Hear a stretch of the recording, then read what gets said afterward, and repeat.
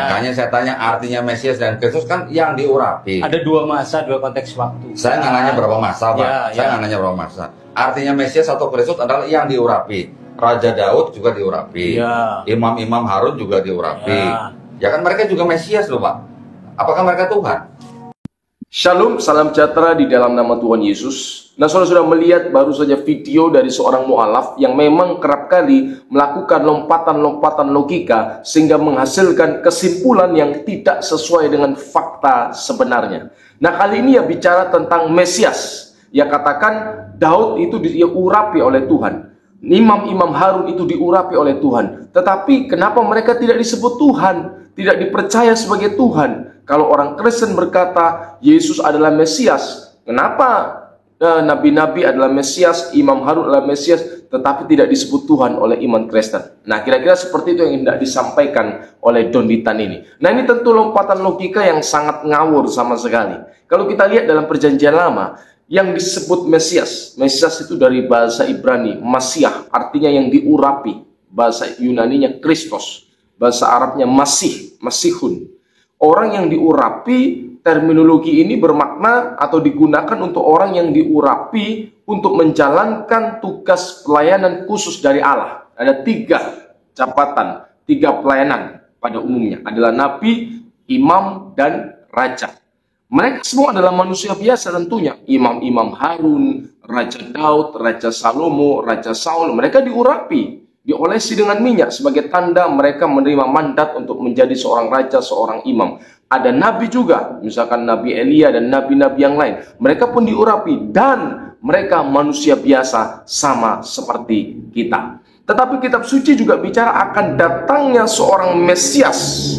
Akan datangnya seorang Mesias yang akan menjalankan tugas penyelamatan yang khusus. Bukan penyelamatan sekelompok orang tertentu, bangsa tertentu, tetapi penyelamatan umat manusia dari kekuatan dosa, dari perbudakan kematian. Dan kitab suci mengatakan Mesias ini bukan manusia biasa. Mesias ini memiliki sifat-sifat ilahi. Misalkan dalam kitab Mika ia disebut dengan sifatnya yang kekal, disebut sebagai yang sudah ada sebelum segala sesuatunya ada. Tentu ini sifat kekekalan yang hanya dimiliki oleh Allah sendiri. Dan misalnya dalam Daniel pasal 7, ia dikatakan, Daniel pasal 7 ayat 13, aku terus melihat dalam penglihatan malam itu, tampak datang dengan awan-awan dari langit seorang seperti anak manusia. Datanglah ia kepada yang lanjut usianya itu, dan ia dibawa ke hadapannya. 14, lalu diberikan kepadanya kekuasaan dan kemuliaan, dan kekuasaan sebagai raja. Maka orang-orang dari segala bangsa, suku bangsa, dan bahasa mengabdi kepadanya. Kekuasaannya ialah kekuasaan yang kekal, yang tidak akan lenyap, dan kerajaannya ialah kerajaan yang tidak akan musnah. Nah, ini tentu berbeda dengan kerajaan Daud, kerajaan Salomo, yang hanya bersifat khusus, tidak bersifat universal. Tetapi kerajaan Mesias dikatakan segala raja, suku bangsa akan datang mengabdi kepadanya. Bahkan kerajaannya adalah kerajaan yang kekal.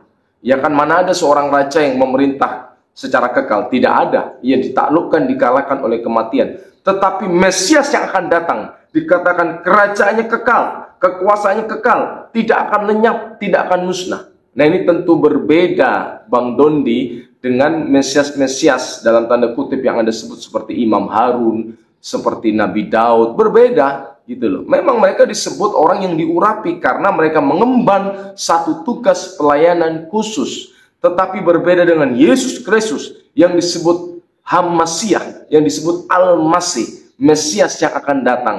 Ia adalah pernyataan diri Allah sendiri dalam wujud manusia. Kalimatullah, sang firman yang menjadi manusia. Dengan gelar-gelar yang istimewa, dengan gelar-gelar yang khusus, dengan keberadaan yang tidak sama dengan orang-orang yang lain yang telah menerima pengurapan dalam Perjanjian Lama. Nah, ini harus Anda tahu, sehingga Anda tidak terus melakukan lompatan-lompatan logika yang saya tidak tahu itu sengaja atau tidak disengaja, atau pura-pura bodoh, atau memang entah apalah motifnya. Tetapi yang ingin saya tegaskan, jangan sampai Anda mengeluarkan statement-statement yang tidak sesuai dengan fakta yang ada.